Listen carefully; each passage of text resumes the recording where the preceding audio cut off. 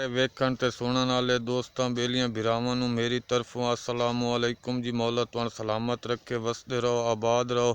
Hamas दे सरबराह इस्माइल हानिया उस appeal की है पाकिस्तान नू कि अगर वो इसराइल नू धमकी देवे तो इसराइल जंग बंद कर दे सी, इसराइल जंग रोक दे सी ते गज़ा दे उत्ते जिहड़ी बमबारी कर रही है ये बंद कर दे सी।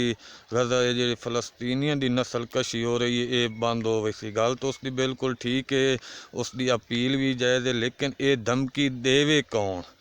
मसला ये है कि भाई ये जिहड़ी धमकी है वो उसनूं देवे कौन? वाकई तुहाडी जिहड़ी मुहब्बत है पाकिस्तान नाल वो तो पोशीदा है कहें तू नहीं भाई एटमी धमाके पाकिस्तान करे तो जशन ते खुशियाँ फलस्तीन होवन। तुहाडी मुहब्बत भी इतनी है, अगू आवाम की मुहब्बत भी पाकिस्तान की तुहाडे नाल इतनी है कि यौमुल कुदस है तो वह तुहाडे नां ते मनाया वेंदा है।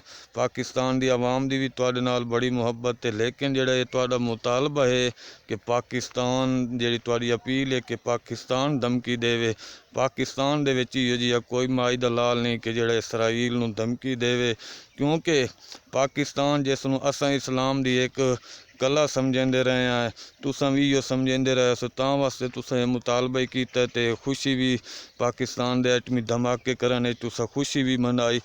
वो इस्लाम दा किला नहीं, वो एक अमरीका दी कॉलोनी या एक लारी अड्डा समझ लो, इत्थे वो हुक्म ही चलदा है जिहड़ा अमरीका दा होवे। अमरीका कॉल करे तो असां जनाब उस दे मुकाबले च उसनूं अपने हवाई अड्डे दे देने हैं, फजाई हमलियां की इजाज़त दे देने। उहदी एक कॉल ते अगर वो खत लिखे तो असां लोगों की बनाई हुई हुकूमत नूं ढहा देने हैं, अपने लोगों की मैशियत पाकिस्तान की मैशियत का बेड़ा गर्क कर देने हैं सिर्फ उसकी खुशनुदी वास्ते।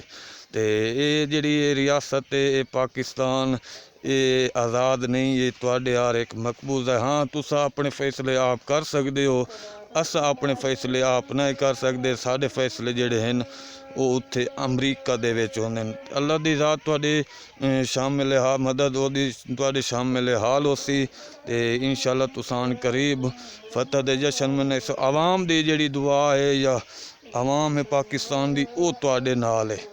ते इत्थे तो ये हालात हैं भाई अगर कोई बैट्समैन अपने बल्ले दे उत्ते तुहाडा स्टिकर लावे तो ये लोग उस दे उत्ते भी जुर्माने ला देंदे हैं, ते अगर कोई जलसा एहतजाज जलूस होवे तो उसनूं भी रोक देंदे हैं, लाठी चार्ज ही होंदे हैं ते उन्हां दे उत्ते जुल्म भी होंदे हैं। ते इंशाअल्लाह उहदी ज़ात तुहाडी मदद करे सी ते अनकरीब तुसां जशन मनाईसो। ते पाकिस्तान दे नाल जिहड़ी तुहाडी उम्मीदां हैं ये जिवें पाकिस्तानी लोगों के दिल त्रुटे हुए हैं ये तुहाडे भी इन्ने त्रुटसे न। ते इंशाअल्लाह उहदी ज़ात तुहाडी मदद शामिल हाल होसी।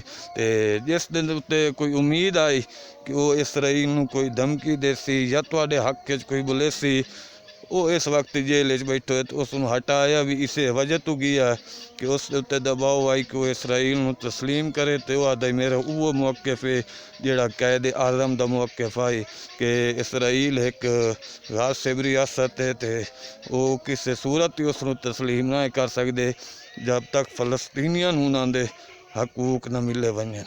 मैं दे वो इजाज़त जी, अल्लाह हाफिज़।